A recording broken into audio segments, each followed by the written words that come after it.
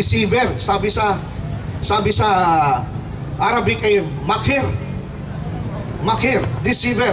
Sabi sa Surah 354, ang mga Hudyo ay nag-scheme, nagplano ng masama para patayin si Jesus sa Surah 354. Ngunit si Allah ay mas pinakamagaling na deceiver or planner dahil natalo niya yung pandaraya ng mga Hudyo.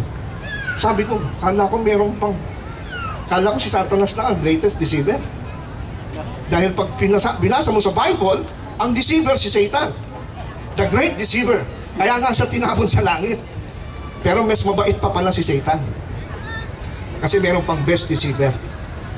Yan ang gusto kong sagutin niya ngayon. Question number 1, iba-iba interpretation nyo, hindi matibay ang pagtutol nyo sa crucifixion. Number 2, anong klaseng Diyos meron kayo? Kala ko ba makapangyarihan ng Diyos nyo? Kaya niyang iligtas si Jesus. Agawin niya nang wala nang madadamay na inosente. Mabuti na lang hindi mo sinagot na si Judas. Kasi kung si Judas, baka may puntos ka pa. Kasi at least si Judas hindi inosente. Nagtakwit, hindi mo sinagot si Judas. Hindi walang points, hindi nakatulong, mga kapatid. Okay, so yun ang problema nakita natin doon sa bagay na yun. Ina-expect ko meron tayong PowerPoint presentation, pero unfortunately, wala po tayong PowerPoint, kaya hindi nyo po mababasa yung atin pong sinasabi. So, therefore, number 1, tanong ko, sagutin niya, why should God have victimized an innocent bystander? Anong klaseng yun? Number 2, why did God did not consider Jesus' family and disciples? Biruin mo, lalabas pala yan nung si Maria na ina ni Jesus at yung kanyang alagad nandun sa paanan ni Kristo umiiyak. Anak, di ba? Yung pala, hindi pala si Jesus yun. Samantalang sabi si Quran si Maria ay Bibi Mariam. Siya yung babae na pinangalanan sa Quran. Siya lang kaisa-isang babae. So mataas ang respeto ni Allah kay Maria. Yung pala dinaya ni si Mary. Hindi pala totoo yun. Anong klaseng Diyos yun? No? Yan. Another thing na gusto ko pong i-drive dito is this. Kung kailangan na number 3, ang Christianity ba ay founded sa hope? Was Christianity founded on a hoax of God's making? Lalabas dito, mga kapatid, pakinggan nyo, mga kapatid, ibig Muslim. Lalabas dito, sinisisi niya ang mga Kristiyano, bakit tayo nagkaroon ng doktrina na ipako si Kristo sa krus? Sino ba ang nagpalabas na merong napako sa krus na kunwari si Kristo? Si Allah. Di ba sabi niya? Hindi naman talaga napako sa krus si Kristo.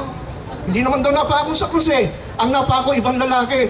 So dinisip ni Allah, hindi lang yung mga alagad, pamilya ni Kristo, pati ang Kristyanismo. Lalabas siya ang founder ng Kristyanismo, hindi si Pablo. Tama ba? Si Allah ang founder ng Kristyanismo dahil siya ang mayroong panukala na si Kristo ay maipako sa krus. Ba't niya dadayain ang mga tao? Lalabas ang Kristyanismo, hanggang ngayon tayo mga Kristiyano, kapwa Protestante at Katoliko, tayo po lahat nadaya ng Allah. Nadaya ng Diyos. Will you give your life to that kind of God? I don't think so. Okay. Gusto ko pang magpakita na patunayan sa inyo na ang Quran mismo kinokontra niya yung sarili niya. May mga indication sa Quran na si Kristo po ay namatay. Hindi kagaya nung kanya pong pinipresent. Meron pong indication. Una sa Surah 3:144. Sabi doon sa Quran, Surah 3:144, Tagalog na, si Muhammad ay hindi hihigit pa sa isang sugo. At katotohanang marami ng sugo ang pumanaw ng una pa sa kanya. Anong sabi po ng Quran? Si Muhammad daw ay isang sugo at marami pang mga sugo na namatay, pumanaw na nauna kay Muhammad. Ito ngayon, pagka pinag-aralan natin ang pagka-chronology ng prophet, nauna si Jesus Christ. At sabi nila si Jesus Christ, propeta lamang siya ng Islam. At sabi nga nila, sa Israel lang. Kaya sabi ng Quran, yung mga propeta na nauna kay Muhammad, silang lahat pumanaw. Oh, paano sasabihin si Kristo hindi namatay? Pag sinabi bang pumanaw, buhay? Okay. Kaya nga sabi rito sa susunod na talata, kung siya ay namatay o napatay, kayo ba itatalikod sa inyong sakong? Sa mga tuwid, pag sinabi pumanaw, it's either namatay, baka nagkasakit, o napatay, baka na-ambush. Kaya walang ligtas doon. Kaya si Kristo po namatay. Pangalawa, Surah 19:33. Ito ay, pag binasa niyo sa Quran, babies pa si Kristo, nagsalita na siya, baby pa si Kristo. Wala sa Bible yon, sa kanila lang yun. Sabi ni Kristo, kaya't salam, kapayapaan, ang sumakaakin sa araw na ako ay ipinanganak, sa araw na ako ay mamatay, sa araw na ako'y muling ibangon sa pagkabuhay. So meron palang statement sa Quran na between His birth and His resurrection o yung pag-exalt sa Kanya ay mamamatay siya. Ngayon sabi nila, sa future pa yan. Kaya nga ang sabi niyan, mamamatay. Tama, future kasi baby pa siya nun. Ba't mamamatay kagad siya nung baby pa? Tama yun, nung baby siya nagsalita, mamamatay. After 30 years pa siya mamamatay. Kaya lang, sabi sa hadith, 120 years old namatay si Kristo. Ngayon, ganun ba ang arrangement? Tingnan niyo mga kapatid. Merong clue, may susi para malaman natin ito. Sa verse 15, Surah 19:15, si John the Baptist, ito si John the Baptist naman, pareho ng salita. At salam, sabi ni John the Baptist. Sabi sa kanya, kay John the Baptist, at salam sa kanya. Sa araw na siya'y ipinanganak. Sa araw na siya'y mamamatay. At sa araw na siya'y muling ibangon. So si Jesus Christ, pareho ni John the Baptist. Pinanganak, mamamatay, babangon. Ngayon, kung sasabihin natin, si Kristo sa future mamamatay, dapat ang arrangement, sa araw na siya'y pinanganak, sa araw na siya'y babangon, at sa araw na siya'y mamamatay. Dapat yung mamamatay talagang panghuli. Kasi yun ang paniwala nila. Si John the Baptist ang pagkakasabi, pinanganak si John the Baptist, mamamatay si John the Baptist, muling ibabangon si John the Baptist. Ang tanong, si John the Baptist ba sa future pa mamamatay? Hindi. Namatay na si John the Baptist noon. Yun ang chronology. Sinisira nila ang chronology para lang palabasin si Kristo hindi namatay. Pero napakaliwanag sa chronology ni Jesus Christ, pinanganak, namatay, at muling babangon. Huwag natin babaguhin yun. Kaya nga sabi ni Yusuf Ali sa kanyang footnote sa Quran, sa Surah 19:33, Christ was not crucified. Si Yusuf Ali, the greatest scholar nila to, translator ng Quran. Christ was not crucified, but those who believe that He never died should ponder over this verse. Si Kristo hindi namatay, pero sabi ni Yusuf Ali, yung mga nagsasabing Muslim na hindi siya namatay, pag-isipan niyo itong maiging itong talatang to. So talagang hindi tiyak yung kanilang doktrina si Kristo ay hindi namatay. Ano po? At alam niyo ba yung Holy Quran na translate na yun ni Yusuf Ali, ito po ay ni-revise. Kasi hindi nagustuhan ng mga Muslim, Orthodox Muslim, yung kanyang sinabi na yun. Kaya nung ni-revise yung The Meaning of the Holy Quran ng Amana Publications, USA, 1989, ang nakalagay na lang doon, Jesus was not crucified, period. Wala na yung pag-isipan ng mga Muslim na nagsasabing siya'y namatay, itong talatang ito. Siya ang napag-isipan. Ito pa, Surah 19:31. Ito ang testimony ng Quran na namatay si Kristo. At ginawa niya na nabibiyayaan ako saan man ako naroon, sabi ni Jesus. At nagtatagubilin sa akin sa pag-aalay ng sala at pagbibigay ng saka habang ako'y nabubuhay. So si Kristo ayon dito, siya daw ay magnanalangin, magsasala 5 times a day yon, ginagawa ng mga kapatid natin Muslim. At siya daw po ay magbibigay ng saka. Ito yung pinaka-tithing system nila. Sabi ni Kristo, magbibigay ako ng tithing system which is saka, at ako ay mananalangin ng sala habang ako'y nabubuhay. Kung namatay na si Kristo, of course, hindi na. Kung nabubuhay pa si Kristo, sabi niya, hindi raw namatay, di buhay pa, nasa langit. Paano siya nagbibigay ngayon ng tithes? Paano siya nagbibigay ng saka? Paano siya nagsasala? Nasa langit na siya. Ano po? Kaya po, sa Surah 355, ito po, another controversial verse sa Quran na nagpo-prove na ang Quran, yung mga early Muslims, they know that Jesus Christ died. Surah 355. At gunatain ng winika ni Allah, O Jesus, ikaw ay aking kukunin. at aking itataas sa aking piling. Ayan yan nasa surat 355. 5 minutes na lang ako. Marami sasabihin. Ngayon, Jesus, ikaw ay aking kukunin. Sa Arabic, ini mutawafika. Ano ibig sabihin ng mutawafika? Ang ibig sabihin nun, ikaw ay kamatayan, death. Kaya alam niyo ba si Abdullah Yusuf Ali na pinaka King James Version ng Holy Quran, sa kanyang unang edition ng Holy Quran, ang pagkakatranslate niya sa Surah 355, I will take thy soul and raise thee to myself. Kukunin ko ang iyong kaluluwa. Pag nakuha ang kaluluwa, di ba kamatayan yun? Pero pinagalitan na naman si Yusuf Ali. Pinagalitan, kasi meron kasi siya sa footnote din nun, footnote 394 nung 355, sabi ni Yusuf Ali, read this along with Surah 4:157, where it is said that the Jews neither crucified nor killed Jesus, but that another was killed in his likeness. The guilt of the Jews remained, but Jesus completed his life and was, when he died, taken up to God. Scholar yan. King James Version translator ng pinaka King James Version translator ng Quran, Abdullah Yusuf Ali. Pinagalitan. Kaya pag tinignan nyo ngayon yung version ng Abdullah Yusuf Ali, new edition, wala na yung mga yan. So what's happening? Paano na yan kung ang mga kapatid nating Muslim ay walang access sa mga resources na ito? At maririnig nyo lang yung pangangaral na si Kristo hindi namatay, napako. Yun pala yung mga kasamaan yung Muslim na mga Bible scholars at recognized, mga authorized translator, naniniwala silang si Kristo yung namatay. Bakit pinagtatakpan sa inyo? Pag-isipan nyo yan. Narito tayo para pag-aralan ang katotohanan. No? Okay? So, sabi ng nagtataka nga ako kahit yung hadith nila walang comment doon yung kanilang pinaka-sahih, authentic hadith, no? Inamin din niya, wala silang comment sa Surah 4:157. Paano nangyari yun?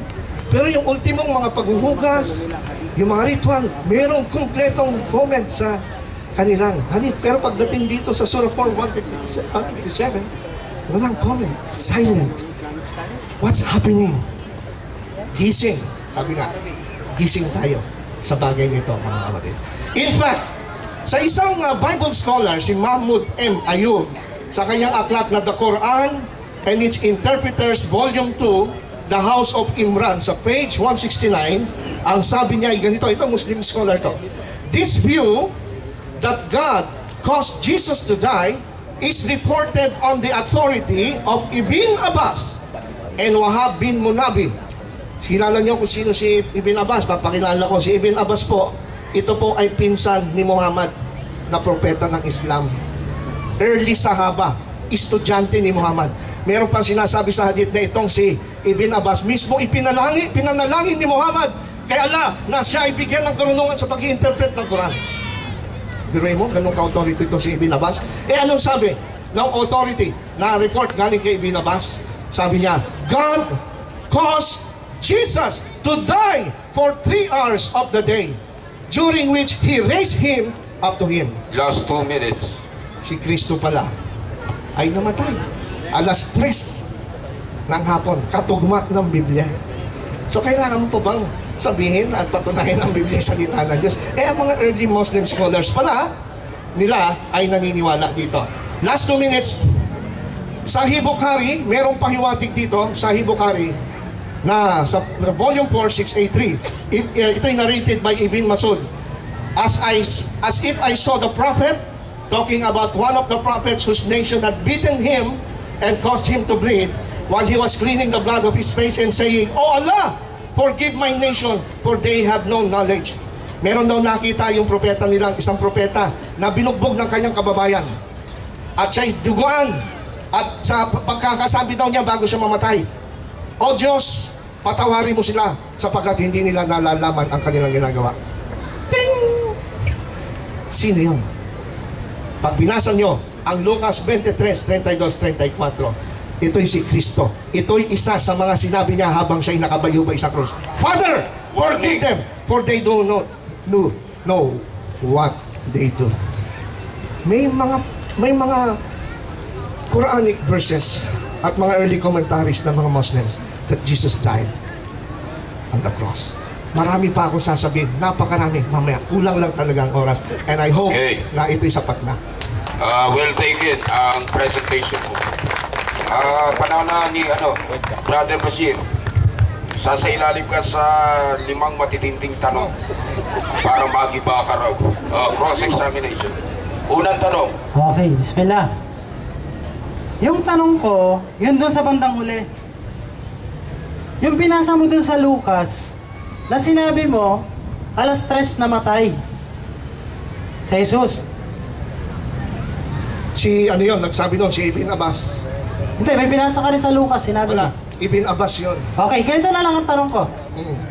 Anong oras po ba, ayon sa Biblia, anong oras po ba namatay si Jesus? At tinatanong mo ako sa Biblia. Opo. Okay. Baka sabihin, Anong oras? Okay, ito po sagot ko, Mr. Moderator. Sa Hindi Bible. oras ang tinatanong. Ang sagot ko, ang four Gospels, gumamit sila ng Roman reckoning and Jewish reckoning. Kasi pagkukontrahin niya, ba't sabi alas 6, tapos sabi alas 3. Tama ba? Then, tinatanong ko lang kung anong oras ayon sa Biblia, kung ano yung nakasulat. Kaya nga po, ang sagot ko, the Bible used Roman reckoning and Jewish reckoning. Kasi meron kang babasahin dyan eh. Bakit sabi ni Juan 6 o'clock? Ika-6. Sa mga tweet, may magkaibang oras. Oo, inaamin niya. Walang contradiction doon. Walang contradiction. Wala na eh. Sabi ko wala. Wala nga contradiction eh. Yung ika-6 doon, 6 o'clock, under pa rin siya ng trial under Pontius Pilate. And then pagdating ng alas 9 ng umaga, yun na siya pinakusap ko. Walang contradiction. Yung alas 6, yun yung trial. Tahimik lang ang audience, sumasagot sa tinatanong eh. Okay. Okay? So, aminado naman siya na mayroong alas 6, alas 9, at alas 3. Alas 6 ng umaga, Oo. at alas 9 yung pagkapako. Walang contradiction. Magkaiba yung alas Okay 6. naman, umaamin naman siya. Alhamdulillah. Wala naman kasing mali doon eh. Wala. Yung alas 6 ng umaga, Ang paalala sa inyo, at alas 9 ng umaga, 3 oras. Nag-uusap yung dalawa. Okay, sabar lang mga kapatid. Sa kanila pala pareho alas 6 ng umaga at alas 9. Okay. Pangalawang tanong. Eto. Ayon po ba sa Biblia, si Jesus namatay lang po ba sa pagkakapako sa krus? Yun sa Biblia. Si Jesus ba'y namatay lang po ba sa krus? Opo. Mr. Moderator, magiging technical ako ng konti. Okay? Sige, basta sumagot ka. Sa mga present ko, parang wala ata akong sinabi sa Biblia. Nakapaloob sa topic yan. Ang pinatunayan ko po kasi namatay si Kristo sa Quran, sa Hadith, at sa inyong mga scholars. Dapat doon ako tanungin. Mr. Moderator. Ulitin mo tanong mo. Okay, ganito. Kasi pagkakapako sa krus, ito ang topic natin eh. Dapat malinaw sa mga tao na kung talagang si Jesus lamang naipako sa krus. So ito ngayon ang tanong. Totoo ba sa Biblia, ayon sa Biblia, na si Jesus ay namatay lamang sa krus? Kasi Moderator, Yun po yung Mr. tanong Moderator, po, malinaw po. ang sabi po rito sa rules ng regulation, ang batayan sa pagtatanong ayon sa paksa kung ano ang lalabas sa bibig ng debator. Opo, nakapaloob sa topic yan. Basahin mo, Mr. Moderator. Ang lumabas sa bibig ko, Quran, Basa, Mr. Moderator. Hadith, at Muslim scholar. Pinatunayan si Kristo'y namatay sa krus. Okay, yun ang katanungan ni Brother Bashir, may kinalaman pa rin doon sa pagkakapatay kay Jesus. Ang tanong niya, sa iyong nalalaman sa Bible, sa krus lamang ba siya namatay? Sumagot lang, kung namatay lang ba, o alam mo ba na namatay lang ba sa krus o hindi? Kung hindi mo alam, wala namang problema eh. Ito ang sagot ko. Sige. Ito ang sagot ko.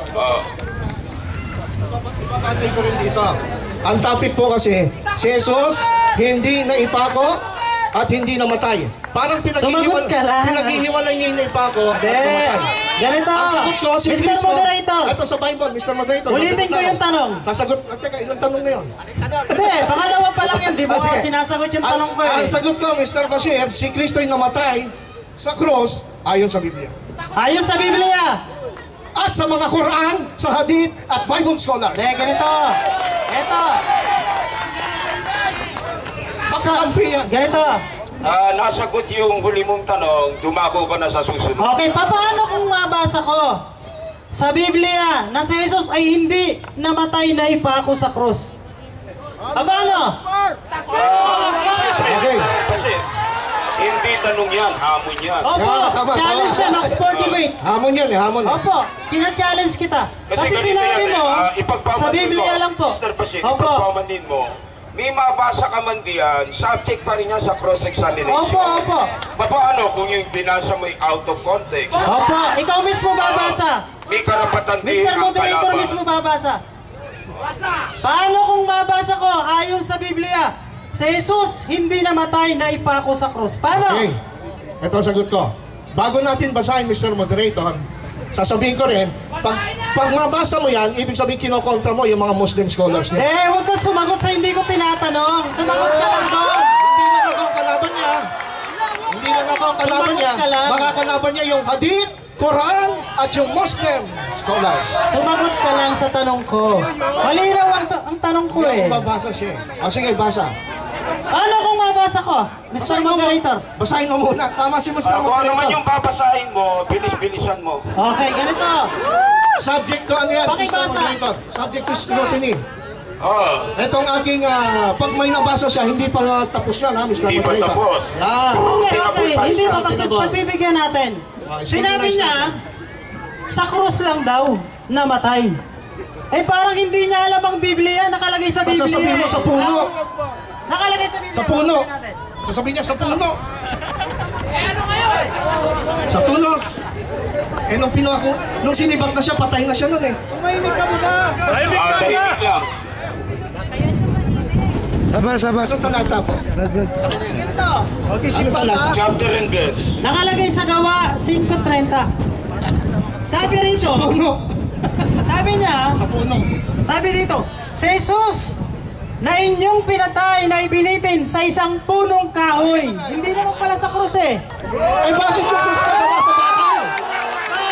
Yung pag Chris gawa sa bakal. Punong kahoy yun, maliwanag eh. Namatay pa rin. Ha? Namatay pa rin. Sabi mo, Tsaka Mr. Moderator. sa krus lang. Wala akong Okay. tutok doon. Nabasa niya na yan. Pakinggan naman natin yung reaksyon ni Bishop. Opo. Hindi, mamaya na yung reaction niya. Nagtinatanong ko siya. Hindi, sabi pagkatapos basahin magkikritik ako eh. So, ang criticism Binasa mo ko yan, Tingnan natin kung ano reaction mo doon sa binasa. sabi na nga, hindi bago yan eh. Yung puno, tama, kasi yung cross, saan ba gawa? Sa bakal? Gawa po yan sa puno. Puno, may dahon. Punong kahoy. Hindi lahat ng cross. May mababasa ka ba na ang cross gawa sa plastic? Plastic? Meron. Gawa sa plastic? Meron nga yun. Tsaka wala sa Bible. Wala akong contradiction. Okay, ganito. Okay, susunod na tanong, supporting question. Ganito. At least namatay. Kay puno, kay cross, patay. Dapat tanggapin mo yan. Kung hindi, patay ka. Pangatlong tanong ano? Ganito, pag nagtatanong talaga mga Muslim nagkakagulo ano? Okay, ganito. Yung panalangin po ba ni Jesus na mailayo sa kanya ang saro ng Teka, wala kamatayan? akong pinensyal pa niyan. Dali, nasa paksa, binabasa ko. May relevance yun, may relevance. Okay, may relevance. Sumusunod lang ito. Kasi siya ang gumawa ng rules, kala ko susundin niya eh. Bishop Ayan nga, Ubigo, nakalagay kahit hindi lumabas sa bibig mo, kung yun namang tinatanong niya, may kinalaman Eh di mas maganda. Nakalagay sa paksa yan eh. Go. Basta nandoon yung kamatayan ni Kristo. Opo. Okay. Okay, basa. Okay, ganito, babasahin ko yung tanong ko. Mateo 26 ba yan? Opo, basta yung sa panalangin. Ganito. ilayo mo ang saro, sabi. Sandali muna. Sige. Hindi ko pa nga tapos yung tanong ko eh. Tapusin mo muna ako para Tumahimik ka lang muna, Mr. Ubidos. Dahil subject ka sa Kaya nga cross-examination. po. Nasagot ko na siya. Ganito. Ito ang tanong ko. Pang-apat na tanong. Yung tanong ko, lahat ba ng panalangin ni Jesus? Ito yung panalangin niya. Yung panalangin po ba ni Jesus, lahat ng panalangin niya ay dinidinig po ba ng Diyos? Sinagot ng Diyos. Sinagot. Sinagot po. Kaya nga binuhay siya muli sa patay eh. So yung... Ganito. Sandali muna. Sandali. Ganito. Nandun pa lang tayo sa pagkakapatay. Wala pa tayo sa pagkakabuhay na muli. Tama. Sasabihin kasi niya eh, bakit sabi ni Kristo, ididikta siya sa kamatayan. Basahin mo na kung ano yung ibig yung basahin. Brother Basil. Aminado naman siya na dininig ang panalangin ni Jesus. Okay, ganito. Dumako na tayo doon sa yung sa Quran naman, yung sinabi niya kanina. Teka, anong point niya doon sa Hindi, panalangin? okay na yun. Ako na. Babasahin ko mamaya. Ha? Mamaya. Ba't mo tinanong ngayon? Opo. Okay, sige. Ganito. Yung binasa mo doon sa Surah 355 na sinasabi mo yung mutawaffika. Na sinabi, ang translation na binasa mo doon ay kinuha yung kaluluwa. Okay, ganito. Ito ngayon, ang challenge ko sa'yo, yung tanong ko, asan yung Quran na English? Ito. May challenge. Ito. Pakibasa nga po dito na kung saan, sa Quran kasi ito yung batayan namin, na sinabi mo na kinuha yung kaluluwa at namatay si Jesus. Nasaan ngayon dito sa Quran na yung salin ng mutawaffika ay namatay? O eto ngayon, bigay ko sa iyo yung Quran. Okay. Huwag mo kami basahan niya sa laptop mo. Ito ang Quran. Ito ang Alam mo, Quran. Mr. Moderator, ito assessment ko. Ito ngayon ang challenge ko. Sasagot ako. Ginagaya niyo yung style ni Barcelona eh. Hindi. It is actually, Layo mo naman. it is actually, alam mo, lumang style na yun. Anong luma? Ito ngayon. Gusto nila papasahin ako ng Arabic. Alam niyo kung bakit gano'n? Kanina, Eh kasi yung binasa mga ka eh. Muslim scholar nila, gusto nilang inayudo na umamin na si Mr. Kristo yung Moderator. matay. Mr. Moderator. Ang binasa ko, Mr. Moderator, yung Arabic eh. Huwag kayong magsasabay na magsalita. Ano reklamo mo, Brother Basil? Ito, kasi yung binasa niya kanina, sinabi niya, yung mutawaffika, namatay daw at kinuha yung kaluluwa ni Jesus. Ayan. Totoo ba yun? Totoo Ito. yan. Batay sa Muslim Kung scholar. totoo na si yun, Abdullah nasaan Yusuf dito Ali. sa Quran, pakibasa mo, na kinuha yung kaluluwa ni Jesus. Nasaan? Ito, Mr. Moderator, Ito ang Quran. sasagot ako. Masyado siya excited eh. Yan ba sa laptop na yan? Nandiyan ito may yan yung dalawa sura. kami salin ng Quran Mr. dito. Moderator, nung binasa Nasaan ko po, dito? sandali po, makinig po kayo. Nung binasa ko, Hindi, pinababasa kita rito sa Quran. Ayaw makinig. Sandali. May gusto siya sabihin muna. Makinig ka muna. Yan ang hirap eh. Kita mo ha? Wala naman akong binasa na Arabic na Quran. Ang binasa ko yung Oy, commentary. Ang binasa ko yung commentary ni Abdullah Yusuf Ali. Na ang sabi niya, I will take thy soul. Patay yun. Ang tutulan mo si Abdullah Yusuf Ali. Hindi Hindi yun ang ako. tutol namin eh. Binabasa Ang ko Quran, lang. nandito. Binabasa ko lang yung sinasabi Mr. ng scholar Moderator. mo. Mahaba yung sagot niya, wala naman Yung doon sa tanong. wala sa Quran yung tinukoy ni Abdullah dyan. Ayun, sa Quran nga. Kaya nga may footnotes Nasaan yun. nga dito sa May Quran sura ba namin? yan? Oh, Nasaan? 355. 355. Surah 355. Okay. Kayong magsunod Hindi, wala na yan. Moderator na pababasahin natin. Yan ang style nila. Papapasahin ko Okay, yung ganito. ng Arabic para malayo yung attention doon sa Ito. scholar na umamin. Yan ang style nila eh. Style nila yan. Okay. Ano nilalaman Bishop Ubidos ng Surah 355? Ayan. Sabi niya, kinuha daw. Sandali. At gumitain ng winika ni Allah, O Jesus, ikaw ay aking kukunin. Ang sabi ni Abdullah Yusuf Ali, I will take thy soul. Etong Quran, Ngayon yung sinasabi Quran ko nila, sa'yo, hindi naman si binago Yusuf na. Ali. Binago na. Eto, pakibasa mo, Mr. Moderator, Binago na. para malinaw sa mga tao. Binago na. Ano ba yan? Diba? Ayan yan. Ito, ito. Basahin nyo. Pati sa English, pakibasa mo na rin. Nilalayo nila kay Yusuf Ali, di ba? Hindi, sa Quran Nilalayo ang nila tanong eh.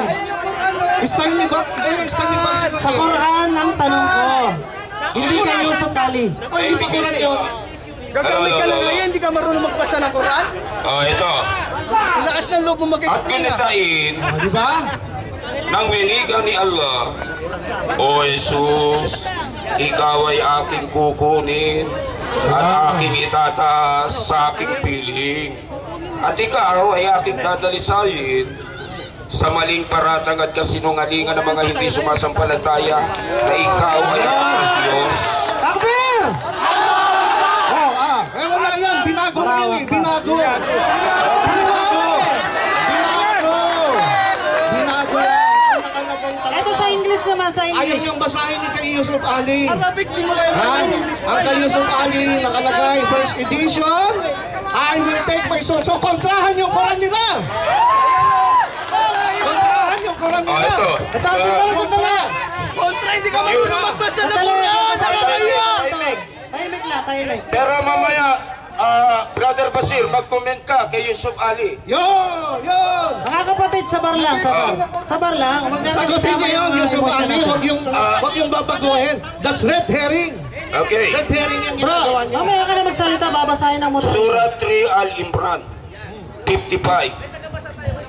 And remember when Allah said, O Isa, meaning Jesus, I'll take you and raise you to myself and clear you of the first statement that Isa or Jesus is Allah's son of those who Okay believe. na, okay na, okay na. Mas moderator. Okay na, maliwanag po na hindi kinuha yung kaluluwa. Ito, Quran din. oh. Inangat. Basahin niyo. Ha? Inangat po ang nakasalin doon. Quran din, sulat 25. Ito. Sige. Oh. Ako Mr. mabasa. Moderator, Mr. Moderator, kayo ang magbasa. Ba't Asa kinukuha? yung Arabic nito? Hindi, basahin yan. Para Mr. Moderator. Mr. Moderator, basahin.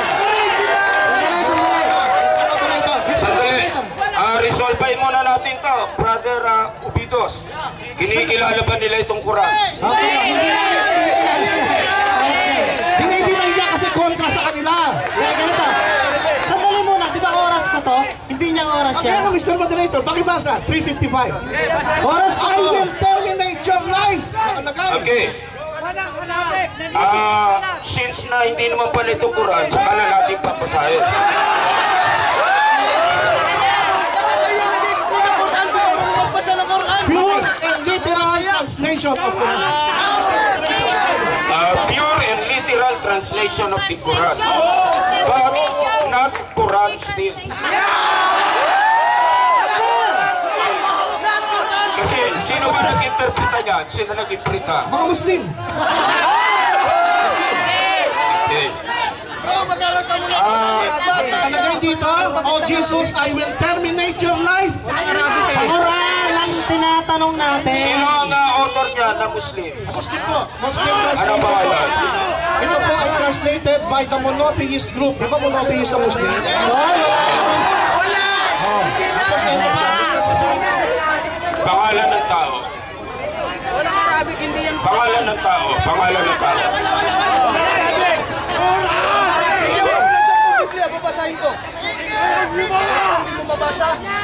Bumalik tayo dun sa tanong, Mr. Moderator. Kasi maraming Muslim ngayon binabago ng aral nyo. Mr. Moderator. Balik tayo dun sa tanong. Ano yung huling tanong? Huling tanong. Yung tanong natin ganito. Okay. Basahin mo Hindi yung original. Hindi naman mamaya mo na yung ipaliwanag pinag-usapan yan. natin doon. Huling tanong. Walang tanong yun. Pinapaliwanag natin ng maayos sa mga tao. Ganito. Ang cross-examine, walang oras ito. Pero limitado lang sa Opo, lima. opo. Yung po yung panglimang Panglima tanong at ko. huling tanong. Ano yun? Yung panglima, yun yung sa Quran, yung mutawaptika. Oh. Pinapabasa natin. Yung binasa ko na Sandali muna, I sandali will muna. take your soul, yun ang Mr. Moderator, translation ni patahimikin mo muna, para Abdullah malinaw. Yusuf Ali. Okay. Magta-translate ng Quran. Walang karapatan mag-translate ng Quran. Oh, yun naman Pinabasa po. ko lang. Yung Mr. Abdullah Moderator. Yusuf Ali. Tumahimik ka muna, brother. Yun. Kasi kanina ako, siya yung nagtatanong sa akin, maliwanag naman eh, walang pagtatalo eh. Sige, go. Diba? Bakit ganon? Sa tuwing debate ng mga Muslim, pag nagtatanong nagkakagulo, diba? Sige, tanong na daw po. Okay, Sige. ganito. Huling tanong. Yung huling tanong natin, yung sinasabi niyang mutawaffika na kinuha yung kaluluwa ni Jesus. Saan nga mababasa dito sa Quran? Yung salin dito. Kasi kanina pinabasa na natin yung Ang dalawang salin. pinababasa mo, hindi naman salin Arabic. Quran eh. Original! Pinabasa ko kayo sa Ang binasa ko, ito. translation. Hindi naman ito pinababasa ko eh. Sinabi mo na ngayon mutawapik eh. Oh, kaya nga, ang translation ni Yusuf Ali sa Mutawapika, I will take your soul. Hindi, ito yung patay namin. Hindi kita tinatanong doon. Okay, referee's decision. Opo, sige. Yung I shall take your soul, si Yusuf Ali lang ang may sabi niyan. Yun! Ay, isang Muslim. Marami Hindi, rin. ganito. Okay. Brother Basir, are you against Yusuf Ali? Okay lang, sandali lang. Wala namang problema dyan. Okay. Tapos na ang pagtatanong. Oras mo na para sa iyong ikalawang presentation. 20 minutos na lang ito.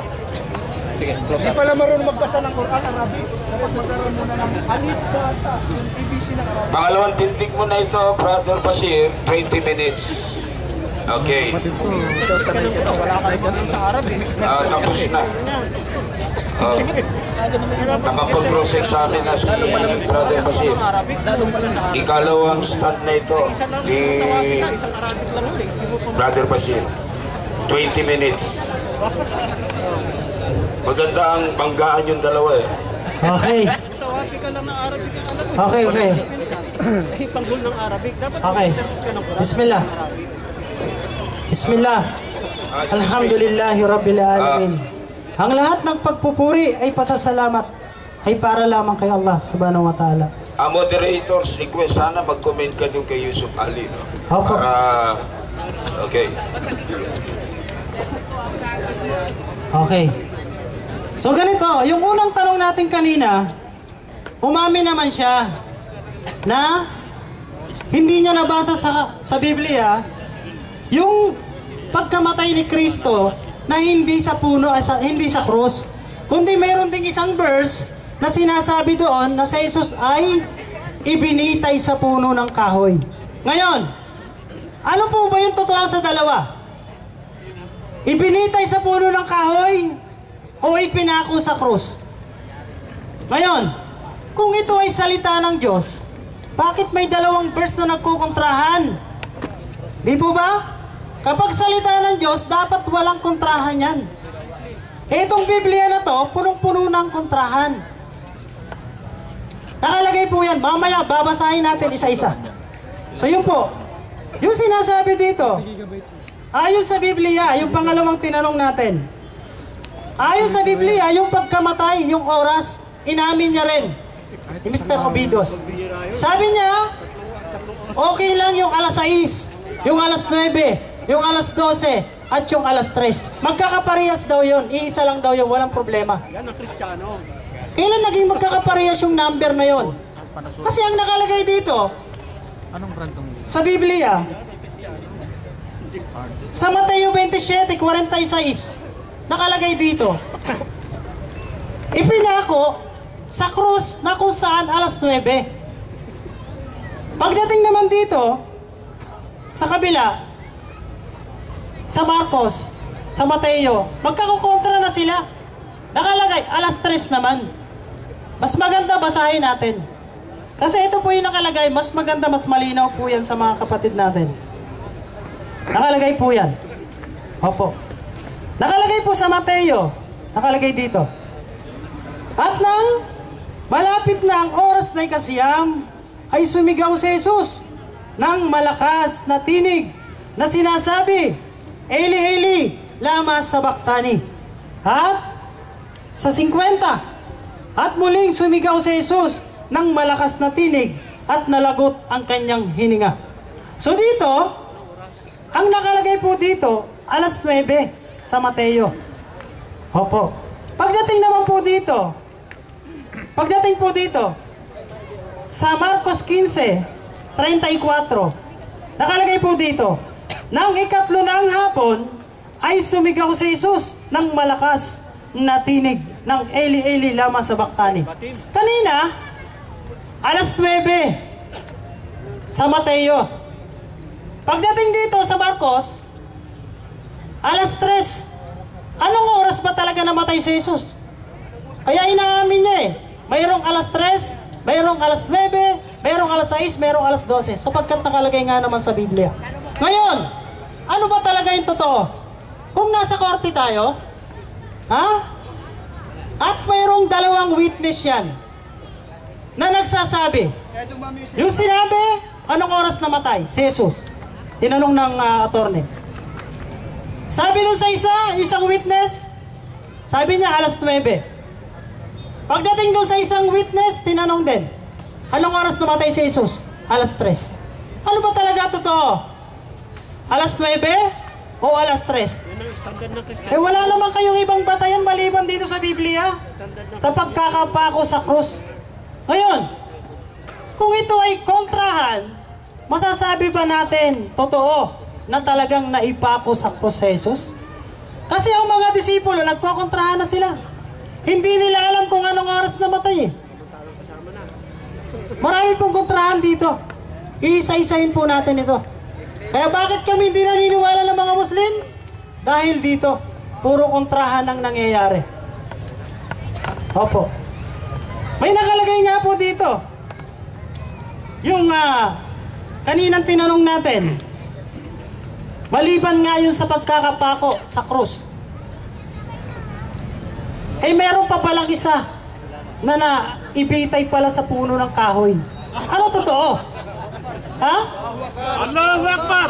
Dapat eh, dalawa yan. Magkatabi. May isang krus at mayroong punong kahoy. Nakabitay din. Diba? Kasi bakit nakalagay din sa Biblia eh? Diba?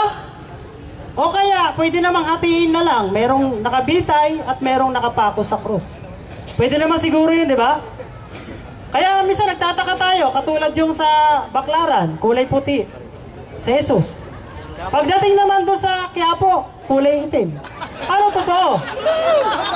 Kulay itim o kulay puti? Ha? Sabi nga dito sa Luneta, mawalang galang na. Siboy Negro at saka Siboy Tisoy. Ha? Ngayon, ano totoo? Pati sa kulay, di sila nagkakaisa. Kulay itim pa o kulay puti? Saan naibitay? Saan namatay? Ipinako ba sa krus? O ibinitay sa puno ng kahoy? Kaya nga sa Quran malinaw eh. Wa ma qataluhu wa ma salabuhu. Hindi siya namatay at naipako sa krus. Ang kanilang paniniwala ay haka-haka. Bakit haka-haka? Magkakaiba sila ng sinasabi. Chismis. Yan ang sinabi ng Allah sa banal na Quran. Chismis lamang. Bakit? Ni ultimo yung oras ng pagkamatay, hindi nila alam. Hindi nila alam kung alas 9 ba o alas 3. Talo na! Ha? Talo na! Ngayon, ano totoo? Patunayan mo sa amin, tutulan mo to, Mr. Obidos. Tutulan mo yung nakalagay sa Biblia. Marami akong dalang Biblia rito. Magkakaiba sila ng sinasabi. Ibang version, King James at iba. Alas 9, alas 6. Ha? Sige, panalo ka na! Alhamdulillah. Panalo ka na! Di ba? Ngayon, ano totoo? Magmumuslim na kami! Ipinako sa krus o ipinitay sa puno ng kahoy? Anong oras? Alas 3 o alas 9? Ha? Anong oras? Saan ipinako? Saan namatay? Sa puno ng kahoy? Ito po yung nakalagay sa Biblia. Tapos kanina, yung sinasabi niya, tinanong ko siya yung pangatlo. Yung panalangin ni Jesus. Kasi si Jesus nananalangin nun eh. Nananalangin siya, nailayo sa kanya yung saro ng kamatayan. Sabi niya, tinanong ko, dininig ba ang lahat ng panalangin ni Jesus? Sabi niya, oo. Eh dininig naman pala, paano pa maipapako sa krus? Diba? Eh siya mismo umaamin eh, dinidinig pala yung panalangin ni Jesus eh. Eh maging sa Biblia, nakalagay na talagang lahat ng panalangin ni Jesus, dinidinig ng Diyos. Basa, pakibasa natin. Ito po ay makikita natin sa Juan 11. Opo. Nakalagay po yan. 11:41 hanggang 42. Gusto nyo mapako si Jesus, ayaw niya nga, nanalangin nga siya, ayaw niya Opo. mapako eh. Tapos pinapako nyo? Ganito ang pagkakasabi. At tiningin ni Jesus sa itaas ang kanyang mga mata at sinasabi, Ama, nagpapasalamat ako sa iyo na ako yung dinidinig at nalalaman ko na ako ay lagi mong dinidinig. Nakita mo, dinidinig pala lagi ang panalangin ni Jesus eh. Kaya yung panalangin niya, nailayo sa kanya yung saro ng kamatayan, yung paghihirap, nailayo. Eh, hindi niya naman tinutulan yun, inayunan niya nga rin eh. Sabi niya, oo, dininig ng Diyos. Wala siyang pag-aalinlangan dun eh.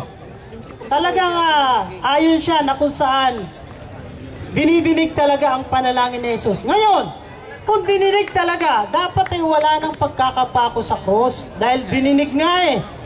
Nakalagay din po yan sa Hebreo 5:7. Nakalagay po. Basahin natin. Mababasa po natin yan sa Hebreo 5:7. Ganito po ang pagkakasabi. Sabi, na siya sa mga araw ng kanyang laman ay naghahandog ng mga panalangin at mga daing na sumisigaw ng malakas at lumuluha doon sa may kapangyarihang makapagliligtas sa kanya sa kamatayan, at siya ay dininig dahil sa kanyang banal na takot. Dininig pala yung panalangin ni Jesus eh. Maliwanag eh. So wala nang pagkakapako sa krus ito. Hindi naman natin tinututulan yung nakasulat sa Biblia na nakapako eh. May mababasa tayo na nakapako. Ang tutol natin, bakit maraming kontrahan? Hindi lang pala yung pagkakapako, kundi mayroon pang nakabitay sa puno ng kahoy. Diba? Pag sa korte ito, hindi madidismiss po yung kaso. Bakit? Dahil mayroon pong dalawang witness na kung saan magkakaiba ng sinasabi. Opo. Mga kontrahan po yan na sinasabi dyan. Na sinasabi. Meron po akong babasahin dito. Maging yung teacher ni Ubidos, si Absalud. May teacher yan sa Hermeneutics, nakalagay po yan. Meron po tayo rito. Ito po ang nakalagay. Sinabi niya. Sabi niya, sa Biblia, sinabi niya, nakalagay po yan sa 30. Si Absalud, teacher po ni Ubidos yan. Ngayon wala na wala na sa 70 Adventist. Umalis na rin doon. Ano na siya? Bakit? Siya rin mismo nagsasabi. Ito ang nakalagay. Maging ang original na banal na kasulatan ay wala na rin. At ang naiwan na lamang sa atin ay ang mga depektibong kasulatan na kinopya ng mga nagkakamaling iskriba. Panalo ka na! Sino may sabi niya? Si Absalud, yung kanyang teacher. Si Jose R.E. Absalud. Teacher to ni Ubidos. Ay, magmumuslim Sabi pa rito, sabi niya, sabi ng Absalud, sabi niya, may katwiran nga ang ating mga kapatid na Muslim. Na maraming mali at problema sa ating Biblia. Ay, naamin niya eh. Nakita mo, binasa natin kontra-kontra. Yung teacher niya, umaamin din, kontra-kontra yung Biblia. Eh, ano pa tinitindig nito?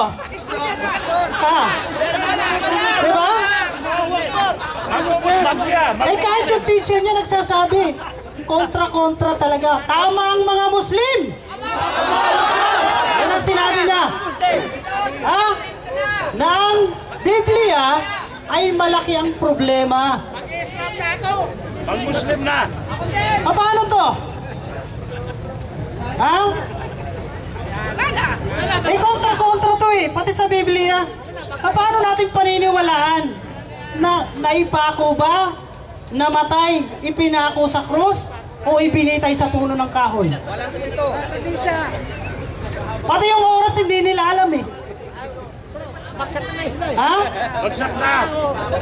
Kaya sa Islam, napakaliwanag po mga kapatid, mga kababayan po namin. Ito po yung nagpapaanyaya po kami sa reliyong Islam na kung saan 3 beses po kayong tinawag ng Quran. Ang sinabi ng Allah sa banal na Quran, Ya Yuhannas, o kayong sangkatauhan. Tinatawag kayo. Pangalawang tinawag niya, Ya Yuhan ladina amanu, o kayong mga mananampalataya. Pangatlong tinawag ng Allah, Ya Yuhal kitab, o kayong mga Ayuhal kitab, yung mga people of the scripture. Kayo po yun, mga Kristiyano. Tinatawag po kayo, inaanyayahan kayo. Pag-aralan nyo yung Quran.